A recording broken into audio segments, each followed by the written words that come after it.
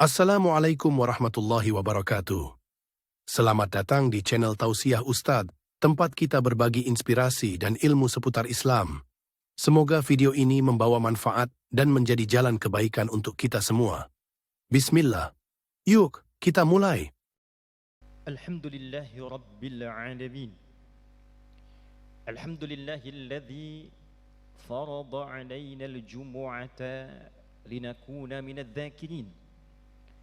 فنشهد أن لا إله إلا الله وحده لا شريك له ونشهد أن محمدا عبده ورسوله الذي لا نبي بعده اللهم صل وسلم وبارك على هذا النبي الكريم رسولنا الحبيب الأمين سيدنا محمد وعلى آله وصحبه وذرياته وأمته إلى يوم الدين أما بعد فيا عباد الله أحباب الله وأحباب رسوله صلى الله عليه وسلم أوصي نفسي وإياكم بتقوى الله فقد فاز المتقون فلا تموتن إلا وأنتم مسلمون فقال تعالى يا أيها الذين آمنوا اتقوا الله حق تقاته ولا تموتن إلا وأنتم مسلمون. Hadirin jamaah Jumat rahimani wa rahimakumullah. Mengawali jumpa kita di Jumat ini yang telah memasuki pekan kedua di bulan Ramadan, tepatnya 14 Ramadan tahun 1446 Hijrah. Khatib ingin mengajak kita semua untuk selalu meningkatkan syukur kita kepada Allah Subhanahu wa taala.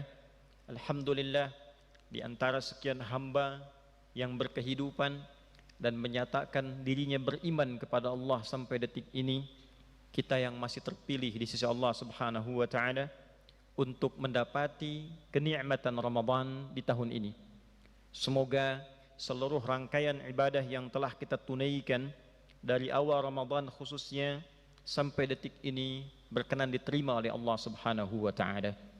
Dan semoga Jumat ini dijadikan oleh Allah Subhanahu wa taala sebagai Jumat terbaik di antara sekian Jumat yang pernah kita tunaikan. Hadirin, satu kali disebutkan riwayat ini oleh Al-Imam Al-Bukhari dalam kitabnya Al-Adabul Mufrad nomor hadis 646. Demikian ditegaskan pula di dalam kitab Sahih Muslim nomor hadis 2551 yang sanadnya tersambung pada sahabat mulia Abu Hurairah radhiyallahu taala anhu. Dzukira fil Adabil Mufrad 'inda al-Imam Al-Bukhari raqam al-hadits 646. وكذلك أكد الإمام المسلم هذه الرواية في كتابه الصحيح رقم الحديث 2551.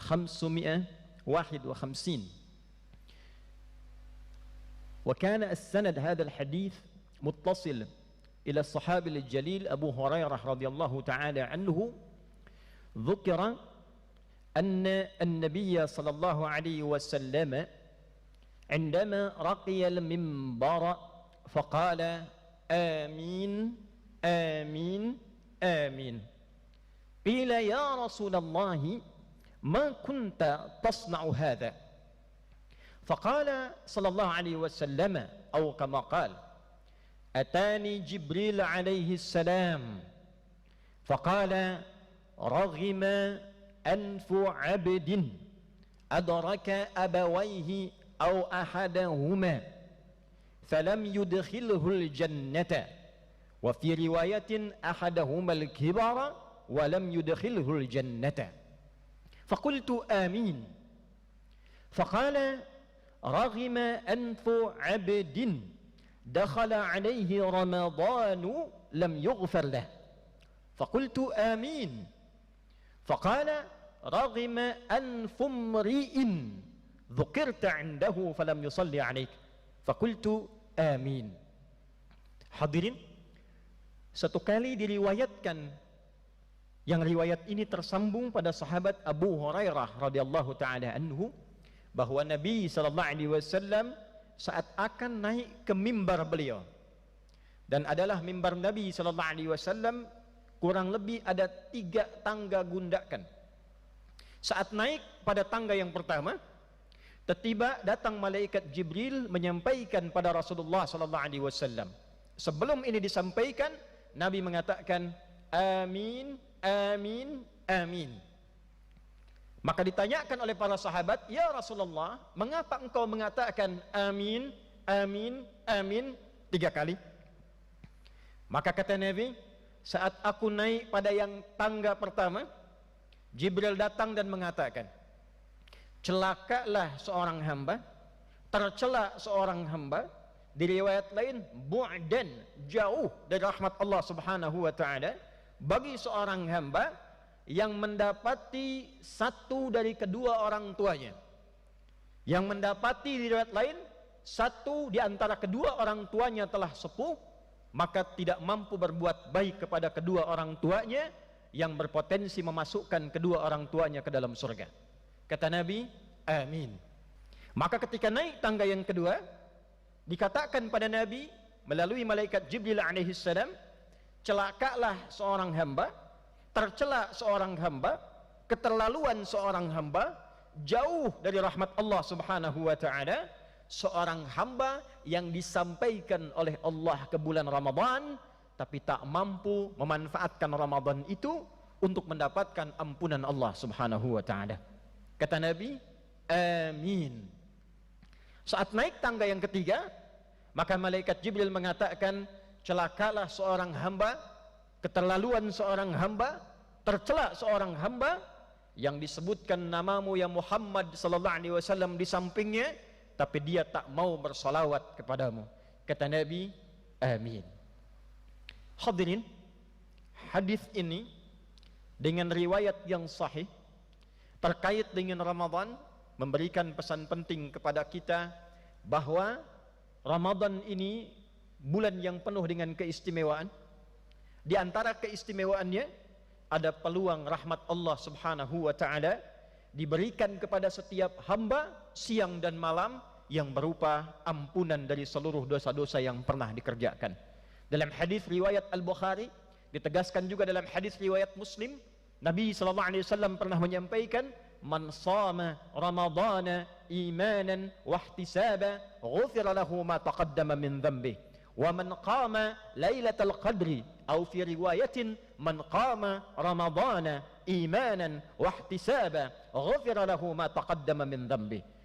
Siapapun yang menunaikan puasa Ramadan, ditunaikan di siangnya dari mulai fajar sampai dengan maghrib, diisi dengan keimanan kepada Allah, dia berusaha menjadi pribadi yang lebih baik, ikhlas dia tunaikan puasa itu, maka dengan keikhlasan menunaikan puasanya, Allah berkenan mengampuni dosa-dosa yang pernah ia lakukan selama hidupnya.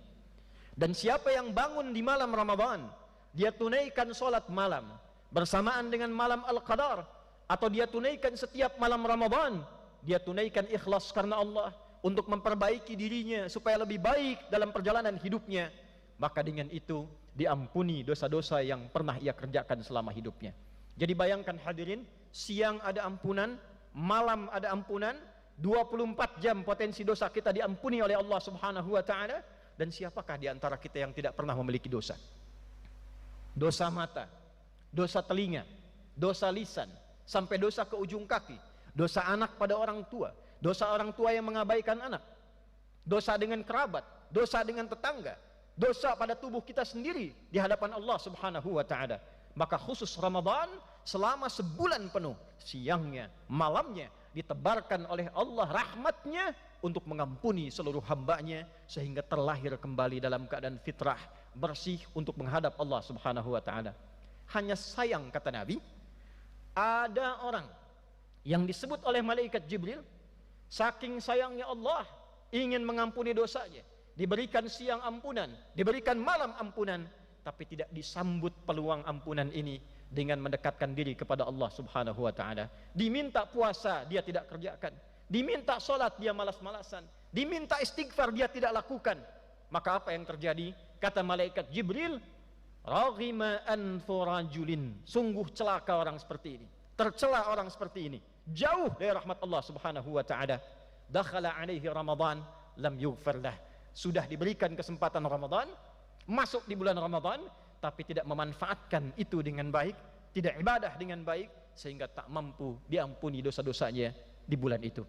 Semoga kita semua digolongkan pada golongan hamba-hamba Allah Subhanahu wa taala yang mau memanfaatkan bulan Ramadan untuk meningkatkan ibadah kepada Allah. Siangnya kita puasa dengan baik, malamnya kita tunaikan ibadah dengan baik, dan lebih penting daripada itu, semua itu kita kerjakan karena Allah, untuk mendapatkan rahmatnya, dan semoga kita termasuk dalam golongan hamba Allah yang diampuni dosa-dosanya sehingga nyaman untuk pulang kepada Allah di hari kiamat kelak.